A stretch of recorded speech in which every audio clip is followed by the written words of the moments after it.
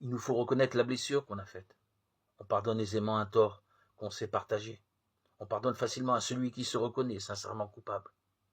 Celui qui a été blessé a besoin de savoir que sa blessure a été prise en compte. Il faut montrer à l'autre qu'on a conscience de la souffrance qu'il a vécue, de son intensité.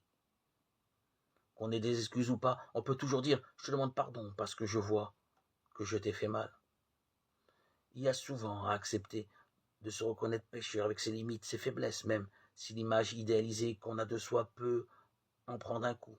Il est tellement naturel de se justifier en trouvant des excuses dans son passé, en trouvant surtout des coupables hors de soi, ses parents ou du couple, la belle-mère. Il est important de s'engager dans un processus de vérité pour détecter ses torts personnels et humblement les reconnaître. Il nous faut ne pas hésiter à faire le premier pas. Quand les deux conjoints se sont mutuellement blessés, celui qui revient le premier, qui cède le premier, se grandit et signe ainsi son amour.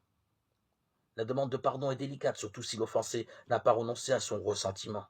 Cependant, dans des fautes limitées, le risque est faible d'être rejeté face à quelqu'un qui avoue ses torts. Il est difficile de rester de marbre. Il nous est impérieux de savoir que nous sommes dignes de pardon et nous sommes graciés par cette attitude.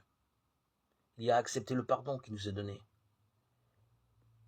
De nombreuses personnes se croient impardonnables. Il y en a beaucoup qui ne croient pas à la gratuité de l'amour et qui ne sentent pas le besoin du pardon et rejettent comme morbide le sentiment de culpabilité.